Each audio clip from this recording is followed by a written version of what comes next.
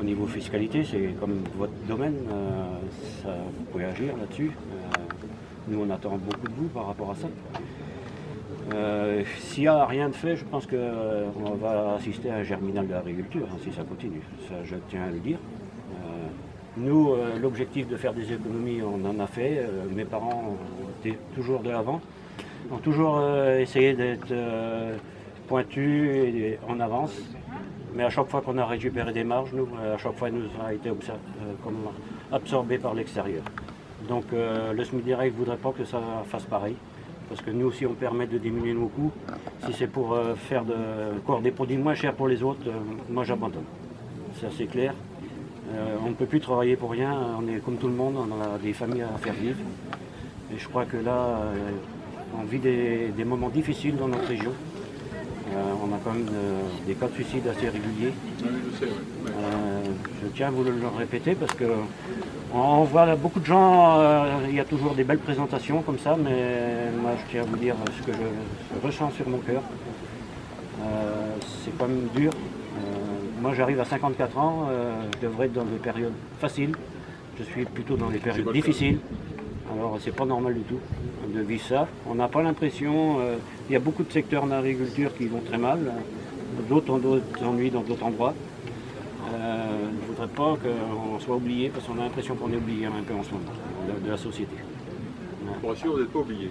Ça, Et, on attend beaucoup de vous. notre présence sur le terrain fait que là aussi, on vient, Ouais. Moi, j'ai fait sur le terrain, c'est pour rencontrer les gens. Donc, Oui, bah, c'est une très bonne initiative. Après, nous, on veut qu'il y ait des faits derrière. On attend beaucoup de vous. c'est normal. Et on y travaille. On a les états généraux de l'alimentation qui ne vont pas être là uniquement pour poser des constats, si vous voulez. Les états généraux, ils sont là pour trouver des solutions. Ouais, oui. On met les gens autour d'une table. Moi, tous les retours que j'ai aujourd'hui sur les états généraux nous démontrent que ça se passe pas trop mal sur les chantiers de création et de répartition de la valeur. Donc c'est là-dessus qu'on doit travailler. Et puis donc on travaille sur ces éléments-là, puis on travaille sur la formation des jeunes, parce que des futurs exploitants qui sont bien formés, c'est des fermes qui sont bien gérées, c'est la capacité à innover, à investir, à avoir des choses différentes de celles que vous avez pu connaître. C'est utiliser des nouveaux moyens, des moyens collectifs notamment, et ça, moi, je crois que c'est quelque chose sur lequel on doit développer. D'ailleurs, c'est très présent dans l'ouest de la France, mais l'ouest, là encore, sans faire de chauvinisme particulier, montre l'exemple, une fois de plus. Hein, et donc on a besoin de continuer à appuyer ça. Et puis, vous avez raison, vous avez besoin d'un cadre fiscal, vous avez besoin, comme tous les chefs d'entreprise, un cadre fiscal, un cadre réglementaire, un cadre législatif qui soit stable.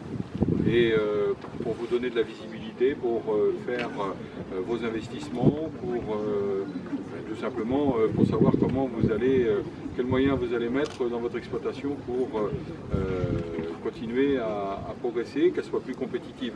Et puis après, il va falloir penser à la transmettre. Et cette génération-là qui derrière assurera pourra de transmission et vous assurez le tuilage avec eux. Et donc c'est surtout ces outils-là qu'on a besoin de travailler, de défendre.